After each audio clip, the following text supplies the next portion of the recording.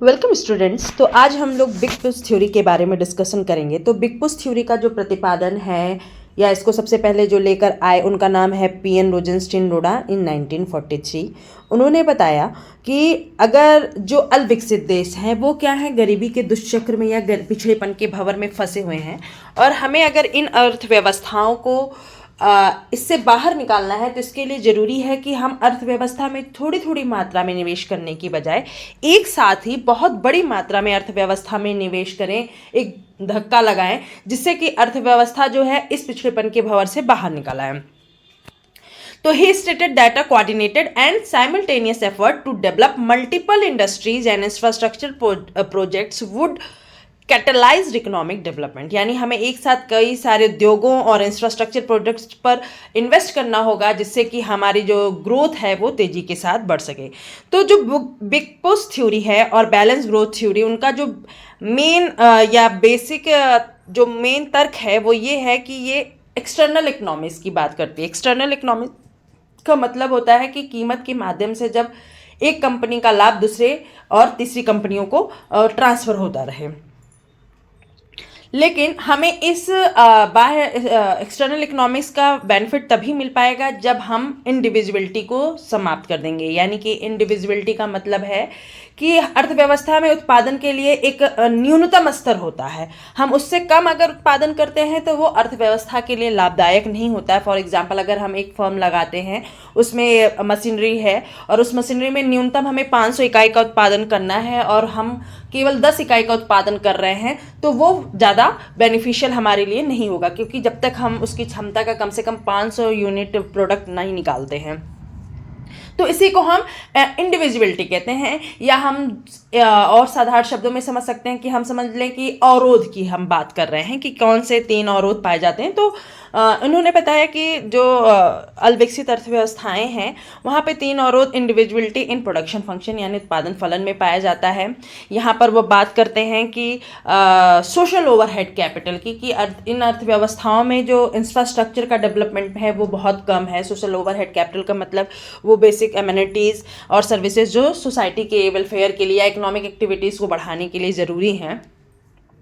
तो और social overhead capital ऐसा होता है या इंफ्रास्ट्रक्चर का डेवलपमेंट ऐसा होता है कि इनका एक न्यूनतम मात्रा है, हम उससे कम अर्थव्यवस्था में निवेश नहीं कर सकते हैं, क्योंकि अगर हम उससे कम करते हैं तो वो अर्थव्यवस्था के लिए बेनिफिट नहीं हो सकता है। जैसे फॉर एग्जांपल, अगर सरकार रोड का कंस्ट्रक्शन कर रही है तो हम ऐसा नहीं कर सकते कि एक स्टेट से केवल दूसरे स्टेट को ही हम कनेक्ट करेंगे, बल्कि हमें पूरे स्टेट्स को कनेक्ट करना पड़ेगा। या रेलवे की लाइन बिछाई जा रही है तो ऐसा हम नहीं कह सकते कि एक एरिया से लेकर केवल दूसरे एरिया तक, पूरे एरिया को या पूरे स्टेट को हम रेलवे लाइन बिछाएंगे, है ना। तो इनकी एक न्यूनतम मात्रा, भले ही हमें उस समय उसका कोई यूज ना हो पर इसका हमें बाद में फायदा देखने को मिलता है, ठीक है।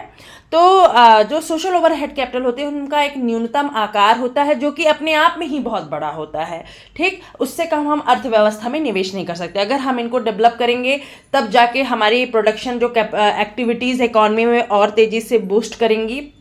जितना डिमांड होगा, डिमांड इकोनॉमी में बढ़ेंगे और इकोनॉमिक ग्रोथ कर पाएगी, ठीक। इसके लिए ज़रूरी है कि हम एक साथ अधिक मात्रा में निवेश करें अगर हमें इन इंडिविजुअलिटी को दूर करना है। दूसरा इंडिविजुअलिटी की बात वो डिमांड साइड पर करते हैं।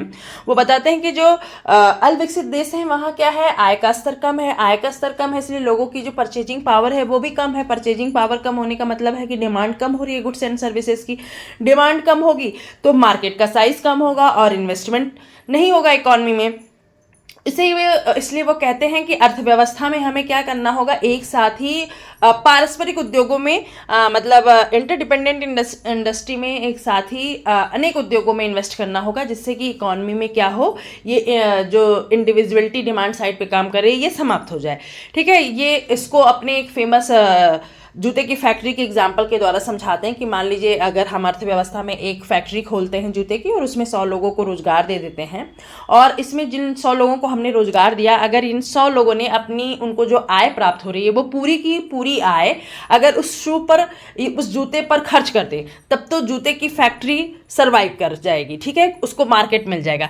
लेकिन वास्तविकता में क्या होता है कि कोई भी जो व्यक्ति होता है वो जो इनकम अर्न करता है वो अपनी आय का पूरा पूरा भाग जूते पर नहीं खर्च करेगा, वो अन्य जगहों पर भी खर्च करेगा। ठीक, तो फिर ऐसी स्थिति में क्या होगा कि वो फैक्ट्री चल नहीं पाएगी और बंद हो जाएगी। तो इससे बेहतर सोल्यूशन ये है कि हम एक साथ 100 उद्योगों को खोलें और उसमें लगभग 10,000 लोगों को रोजगार दें और ऐसी वस्तुओं का उत्पादन करें जो मतलब ऐसी वस्तुओं का उत्पादन करें जिसका डिमांड जो है कंज्यूमर एक दूसरे के द्वारा लोग जॉब कर रहे हैं वो एक दूसरे द्वारा उत्पादित किए गए वस्तुओं की मांग करें। और इससे क्या होगा, इकोनॉमी में डिमांड ज़्यादा बढ़ेगी और सभी जो इंडस्ट्रीज खुली जाएंगी उनको बाजार मिल जाएगा, है ना। दूसरा फिर अगला वो बताते हैं individuality in the supply of the saving. क्योंकि अल्पविकसित देश हैं, वहाँ आय कम है, आय कम होने की वजह से उनकी बचत करने की क्षमता कम है, बचत कम है। ठीक, इकोनॉमी में इन्वेस्टमेंट कम हो रहा है। तो वो कहते हैं कि अगर हमें लोगों की बचत की प्रवृत्ति को बढ़ाना है तो उसके लिए ज़रूरी है कि हम अर्थव्यवस्था में एक साथ अनेक उद्योगों में निवेश करें, बहुत बड़ी मात्रा में करें, जिससे इनका आय का स्तर बढ़े और इनकी बचत करने की क्षमता बढ़े। और इस तरह से इकोनॉमी जो होगी वो इससे इस इंडिविजुअलिटी को दूर कर लेगी।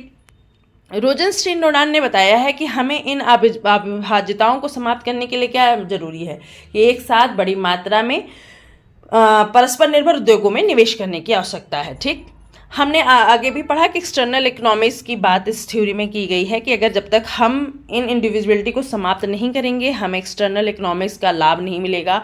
और रोजनस्टीन-डोनाल्ड ने कहा है कि अर्थव्यवस्था में चूंकि एक ही साथ बहुत बड़ी मात्रा में हमें निवेश करना है तो वो इंडिविजुअल डिसीजन के बजाय वो सेंट्रलाइज डिसीजन लेने को ज़्यादा इंपॉर्टेंस देते हैं, क्योंकि इकोनॉमी में आपको बहुत बड़ी मात्रा में निवेश करना है तो इसके लिए ज़रूरत है कि एक केंद्रीकृत योजना के तहत अर्थव्यवस्था में निवेश किया जाए।